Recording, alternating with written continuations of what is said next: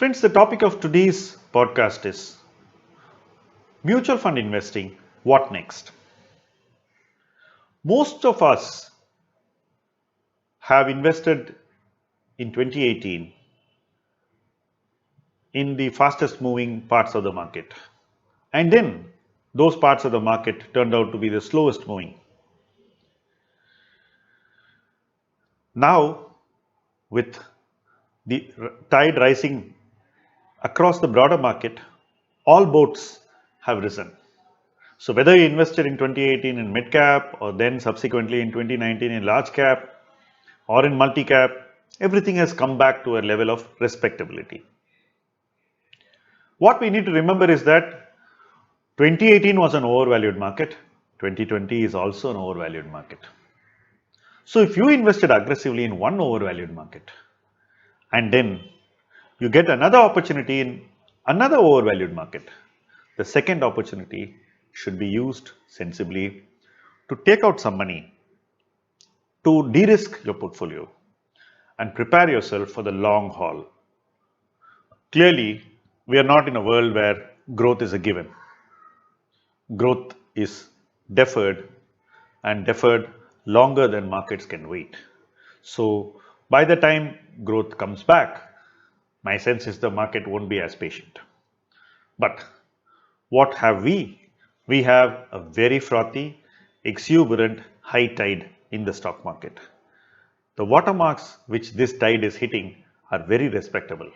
As an investor, what should you be doing? Isn't the answer obvious? The obvious answer is you take money from the most frothy parts of the market and probably keep it in the safest part.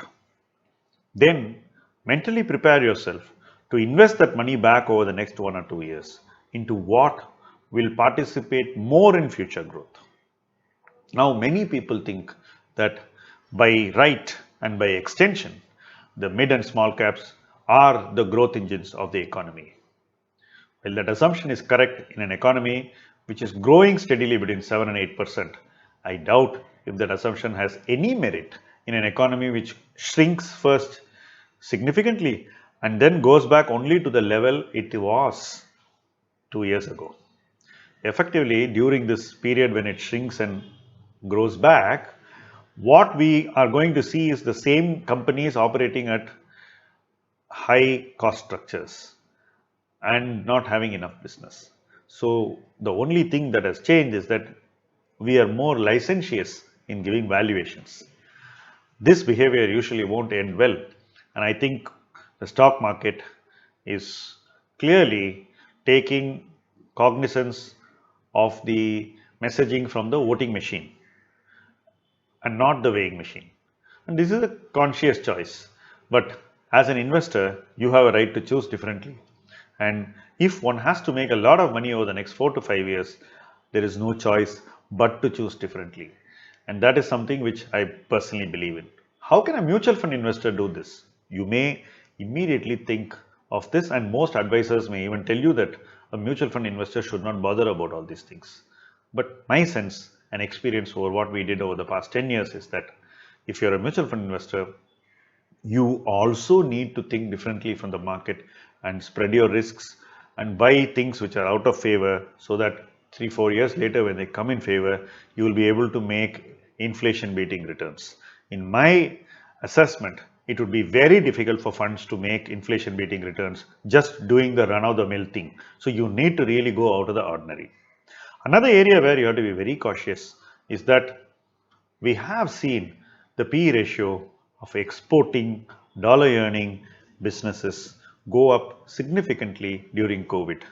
Please understand that the dollar is probably the weakest chink in such portfolios, and you need to definitely take some profits, because I see a lot of people refusing to take profits in such portfolios. So if the dollar goes up, if the rupee goes up by 5% against the dollar, then your multiple becomes even more higher, and profits may actually tend to come down.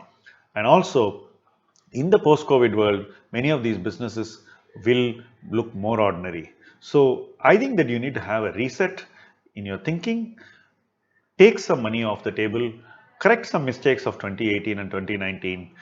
Prepare yourself for the long haul. Buy some businesses which will do well over 5 years, which are now neglected by the market. In 2008, infrastructure was the darling of the market. Today, it's the dog of the market. Similarly, you will be able to find some sectors which are in the doghouse in every market cycle. Look at those more closely and see if you like to play them.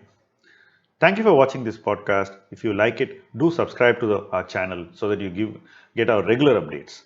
Thank you.